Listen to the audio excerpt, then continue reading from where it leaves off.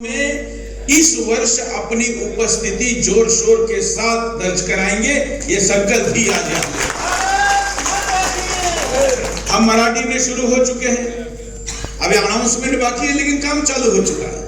हम बंगाली में भी शुरू हो चुके हैं। हम नॉर्थ ईस्ट की सारी स्टेट्स में बहुत अच्छा हमारा रिप्रेजेंटेशन दे रहे हैं। नागमीज भाषा में हम चल रहे हैं। अंग्रेजी की घोषणा हो चुकी है, बस आगे बढ़ना है। दिल्ली भाषा हिंदी ही हो, काम शुरू हो चुका है। उत्तर प्रदेश की टीम का तो विशेष अभिनंदन होना चाहिए रजत के साथ पूरी टीम का, कि किसी एक राज्य में सबसे ज्यादा जोर शोर से काम हो रहा है तो यूपी में हो रहा है। उसका भी अलग से चैनल लाएंगे, छत्तीसगढ़ का प्लान चल रहा है। तो ये सारे विभिन्न राज्यों में विभिन्न भाषाओं के साथ हम इस एक साल में निर्णायक तौर पर लाएंगे। बाकी लोग जब कहते हैं कि हम चैनल लाएंगे तो उनका उद्देश्य व्यूज, टीआरपी और बैलेंस शीट में प्रॉफिट होता है, लेकिन सुदर्शन जब ऐसा संकल्प लेता है तो इसका मतलब हिंदू के मन में आत्मविश्वास निर्माण करना होता है, जो हम इन सब राज्यों में और इन भाषा में करेंगे। इसके लिए लोग चाहिए, तो पुराना फ्रेंचाइजी फॉर्मूला भी बदला जाएगा और नए फ्रेंचाइजी फॉर्मूले के साथ हम आगे जाएंगे। उसकी योजना, उसकी जानकारी भी आपको जल्दी ही भेजी जाएगी। इस पूरे सुदर्शन स्पेशली 20 वर्ष पूर्ण हुए हैं, प्रधानमंत्री जी के साथ हम एक बड़ा कार्यक्रम करें, ऐसी सबकी इच्छा है। तो चुनाव के पहले तो अब संभव नहीं है, तो चुनाव के बाद, अगले जन्मदिन के पहले और चुनाव के बाद हम एक ऐसा कार्यक्रम करेंगे जिसमें सुदर्शन में काम कर चुके, कभी ना कभी जिन्होंने सुदर्शन के साथ काम किया है, जुड़े हैं, फ्रेंचाइजी रहे, किसी भी रूप में किया है। जैसे हमारी द्वारका की बहन जी आई है, कई बाकी जगह से भी कई लोग आए जो सामाजिक है, तो सुदर्शन से उनका कोई आर्थिक लेन देन नहीं है, लेकिन टीम राष्ट्र निर्माण के साथ जुड़े हुए। ऐसे सभी लोगों को लेकर एक 7,500 लोगों की लिस्टेड गैदरिंग का कार्यक्रम हम लोकसभा चुनाव के बाद दिल्ली में करेंगे, जिसमें देश के प्रधानमंत्री और देश के जाने माने लोग रहे। ये भी संकल्प इस वर्ष में करना है। अब चुनाव है और इस चुनाव में आप जानते हैं कि हम तो छुपी हुई बातें तो करते नहीं, हम खुलेआम बात करते हैं और फिर जिनको सपोर्ट करते हैं उनसे काम भी करवा लेते हैं। भले ही कुछ कामों में सहमति ना हो, फिर उनसे भी हम झगड़ा कर लेते हैं, लेकिन वो झगड़ा कोई विरोध या शत्रुता का नहीं होता, वो लक्ष्य प्राप्ति के लिए असहमतियों को सहमति में बदलने का रहता है।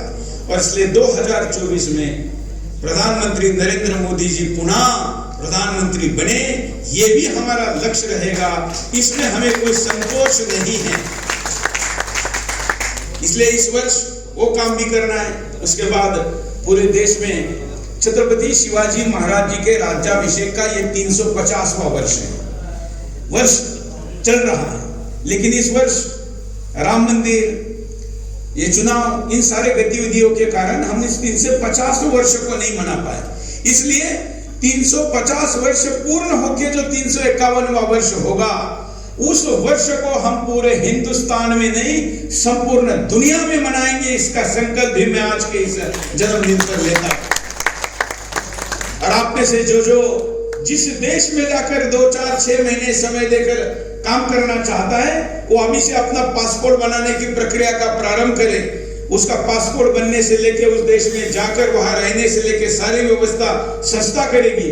उसके लिए हमने छत्रपति शिवाजी महाराज राज्याभिषेक 350वां वर्ष सम्मान समारोह समिति बनाई हुई है।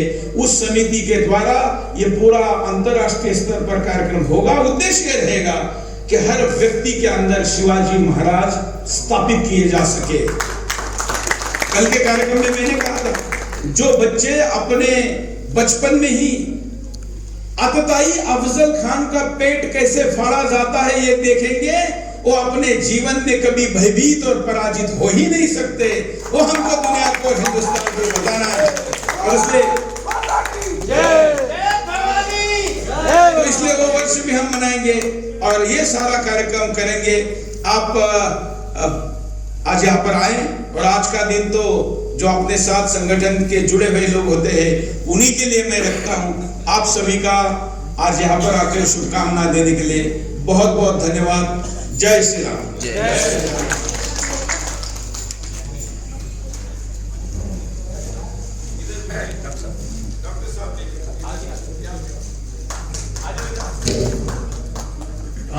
अभी मुंबई से जो आए थे रुद्र जी, उनका एक अगला जो सॉन्ग है वो धर्म युद्ध सॉन्ग ये लॉन्च होने वाला है। उसके लिए पोस्टर विमोचन के लिए माननीय चेयरमैन साहब से निवेदन करूंगा, पोस्टर विमोचन उनका करें धर्म युद्ध सॉन्ग का।